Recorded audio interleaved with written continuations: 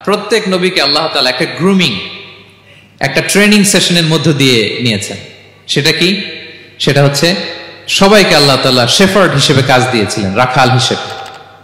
পৃথিবীর সব নবীরা ছাগল চড়াতেন, সব, আদম আলাইহিস সালাম থেকে শুরু করে বিষ্ণু ইসা ইসলাম পর্যন্ত।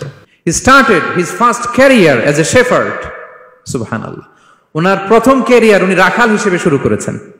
রাখালরা যে কাজ করে, অর্থাৎ মরুভূমিতে ভেড়া, ছাগল, তারপর বকরি, দুম্বা, এই চড়ানোর কাজগুলো দিয়ে বিষ্ণু ইসা ইসলাম তার ক্যারিয়ার শুরু করেছেন এজ এ শেফার্ড। বিষ্ণু ইসা ইসলাম বলেন, সহিহ বুখারীর বর্ণনা, মা বাআসাল্লাহু নাবিয়্যান ইল্লা রাআল গানাম।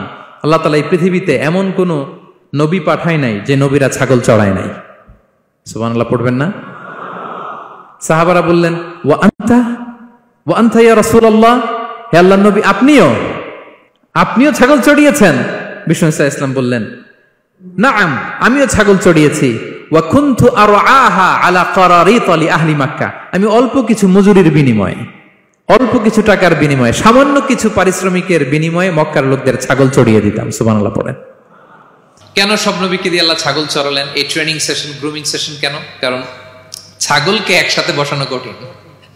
ছাগল একটু কি বলে, একটু টেরা টাইপের প্রাণী, কথা শুনতে চায় না। ধরেন যে সারা সপ্তাহ আপনি খুব ব্যস্ত, একদিন সুযোগ পাইছেন সপ্তাহে যে আজকে আমি ফ্রি আছি, যাই পুকুরে যাই, আমিও গোসল করি, ছাগলটারও গোসল করাই। এটা ধরে যদি এখন পুকুরের দিকে টান দেন, কি করবে? পা দুইটা এমন শক্ত করে মাটিতে ধরে রাখবে, আপনি যত টানবেন ওর ঘাড়ের চামড়া ছিঁড়ে যাচ্ছে, তারপরেও আসে না। এরপর ছাগলগুলোর একসাথে রাখা কঠিন, একটা নেচে ওদিকে যায়, আরেকটা লাফ দেয় এদিকে, আরেকটা ওইদিকে। এদেরকে যদি কেউ একত্রিত করতে পারে, তাহলে এই জাতিকে, মানব জাতিকে একত্রিত করা তার জন্য একেবারে সহজ, পানি ভাত, ঠিক কিনা? এজন্য আল্লাহ এই মানব গোষ্ঠীর উপর লিডারশিপ কায়েমের আগে ছাগল চড়িয়েছেন।